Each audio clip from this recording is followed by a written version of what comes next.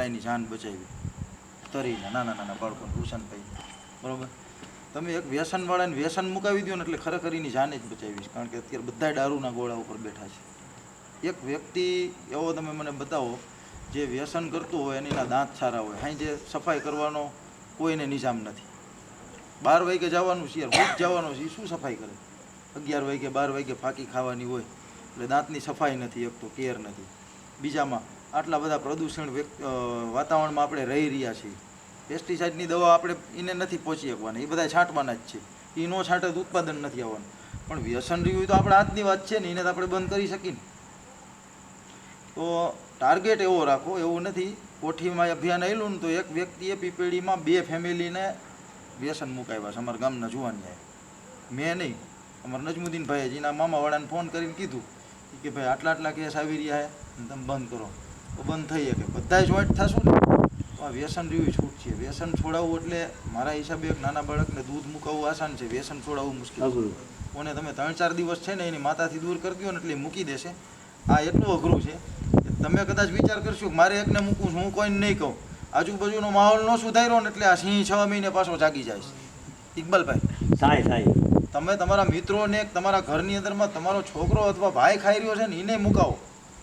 અને ગમે એ રીતે ભાઈ આપણે એને હમણાં મારે એક એવો બનાવ બન્યો ઇકબાલભાઈ, અમે એક નાલા નીચેથી હું નીકળો એટલે મેં અહીંયા ટેટીવાળો ઊભો હતો ને કેરી વેચતો હતો. અહીંયા ગાડી ઊભી રાખીને મેં કીધું ટેટીનો ભાવ શું? તો કે 100 રૂપિયાનો 2.5 કિલો. મેં કીધું વાંધો નહીં, દઈ દે. પછી કેરીનો ભાવ પૂછ્યો કે 150 રૂપિયાનો કિલો.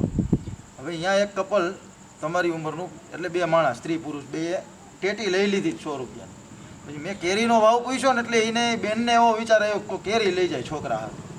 એટલે એને ઓલા ભાઈને કીધું ટેટી હું પાછી મૂક દઉં અને હું 50 રૂપિયા દઉં છું, તું મને 1 કિલો કેરી આપી. એ ભાઈ સામું મેં જોયું ને ત્યારે ફાંકી ખાતા હતા.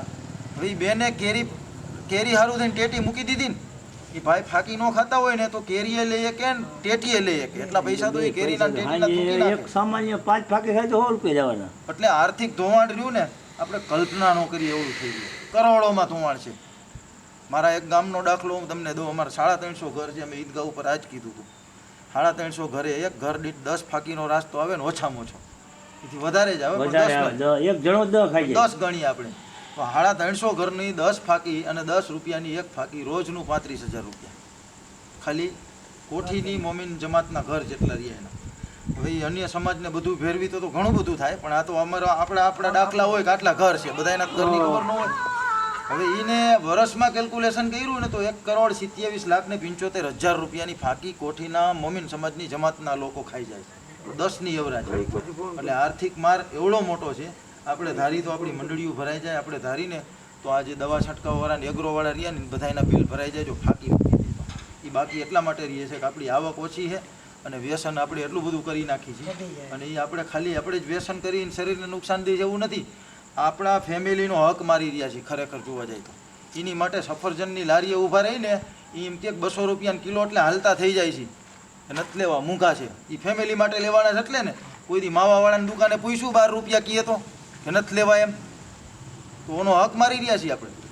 આ જ વસ્તુ આટલો પૈસો રહ્યો ને આપણે બચાવવો નથી, ક્યાંય ખેરાતે નથી કરવું. ખાલી તમારે મહિનામાં 5 થી 6 વખત તમને ઈચ્છા પડે એવું ફ્રૂટ લઈને ઘીરે ફેમિલી સાથે ખાઈશું. તમારી ઇમ્યુનિટી એ વધશે, હેલ્થ સારી બનશે.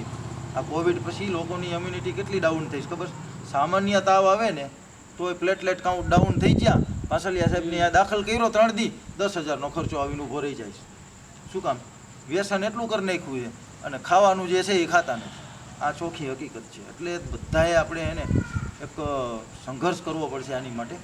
આ 20-25 વર્ષનું દૂષણ છે એ કોઈ એક દીમાં નહીં નીકળે અને ક્યારેય નિરાશે નહીં થવાનું. અમારે અહીંયા તો કેટલા 25 છોડી હતી અને એમાં ખાલી 5 રહ્યા, બાકી 20 ખાઈ દીધી. એ 5 તો બંધ કરી, 5 વાળા 25 થાય, 5 વાળા 25 થવાના, કોઈ દી બોલવાનું નહીં. બરોબર છે. બીજું કે લોકોથી ડરતા નહીં કરે. અત્યારે તમે અહીંયા જેટલા આવ્યા છો, જેને અલ્લાહ પાકે હિંમત દીધી ને આવ્યા, બરોબર છે, નથી આવ્યા એના સુધી મેસેજ ગમે ત્યારે પહોંચશે. પણ તમે એવું ન માનતા કે હું બંધ કરીશ અને 15 દિવસ ચાલુ કરી દઈશ તો લોકો દાંત કાઢશે.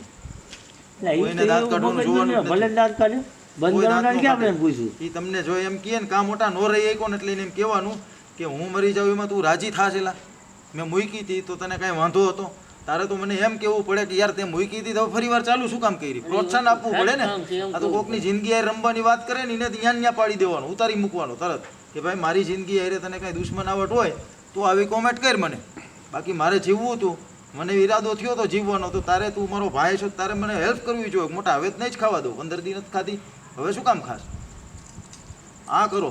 અને બીજું મારું વ્યસન છોડવાનું કારણ તમને બતાવો. ઓન રેકોર્ડ હું બોલી રહ્યો છું, આમાં કોઈ એવું શ્રીમંત નથી. વાંકાનેરની અંદરમાં બધાય આમાં સપડાઈ ગયા.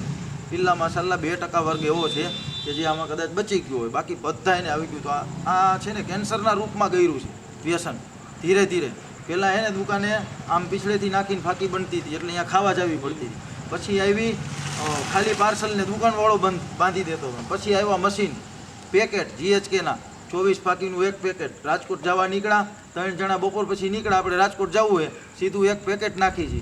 24 ફાંકી હોય ને ત્યાંથી પાછા વરો એટલે કુવાડવા પહોંચો તો 3-4 ફાંકી પડી હોય ને ખબર છે ઘીરે જઈને વારું ખરવાનું છે, તો એમ કે મોટા બનાવી નાખીને હવે 3-4 છે ને હાલ ખાઈ નાખી. એટલે લિમિટથી ઓવર. ફાંકી ખાવાના રૂપમાં નથી ખાતવા, આપણે વાઘોલીએ છીએ. આ વાઘોલપણું રહ્યું ને એ બહુ નુકસાન કરી ગયું. એમાં ખાસ કરીને અત્યારે અહીંયા આવવાનું કારણ શું છે ખબર છે? આ ઇકબાલભાઈ, યાસીનભાઈ, આની ઉપર મને એટલો વિશ્વાસ હતો કે આ લોકો અપીલ કરશે ને તો ઘણા બધાને અસર થઈ છે. કારણ કે એને જે પીડાઓ ભોગવી છે. યાસીનભાઈ, તમારી ઓળખ દઈ દઉં, કારણ કે વ્યુઅર્સ લોકોને